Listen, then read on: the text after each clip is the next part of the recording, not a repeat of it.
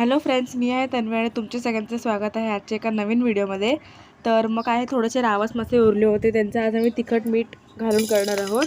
तर काय माशांचं आम्ही फ्राय केलं आणि काय मासे उरले होते तर त्यांना आम्ही तिखट मीठात घालणार आहोत. जे फ्राय केलेले मासे त्यांचा वेगळा व्हिडिओ चॅनलवरती अपलोड केला आहे, तुम्ही नक्की बघा. माशाची डोकी वगैरे असतात ना, ते तिखट मीठात टाकायचे, मध्ये खायला एकदम छान लागतात. तर हे करताना थोडंसं तेल घ्यायचं आहे, लसूण घ्यायचे, तिखट मीठ मसाला सगळं टाकायचं आहे आणि थोडंसं पाणी ओतायचं आहे मसाला करपू नये म्हणून. मग त्यानंतर माशाचे तुकडे जे आपण मॅरिनेट केलेले आहेत ना, तिखट मीठ वगैरे कोकम वगैरे घालून त्याच्यात टाकायचे आहेत. ह्याला थोडंसं वाटाप लावलं तरीसुद्धा चालेल, नाही लावलं तरीसुद्धा चालेल. जर तुमच्याकडे कैरी असेल तर कैरीचा फोड देखील तुम्ही टाकू शकता. आणि हे गरमागरम भातासोबत किंवा चपातीसोबत खायला खूप छान लागतं.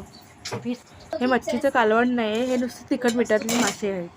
जे तेल कमी वापरतात जेवणामध्ये त्यांच्यासाठी हे मासे किंवा ही रेसिपी एक नंबर आहे. आमच्या घरी आम्ही नेहमी मासे करतो. तर तुम्हाला हे तिखट मिठातील मासे कसे वाटले ते कमेंट करून नक्की कळवा. व्हिडिओ आवडल्यास लाईक करा, शेअर करा, माझ्या चॅनलला सबस्क्राईब करा व व्हिडिओ पाहिल्याबद्दल धन्यवाद.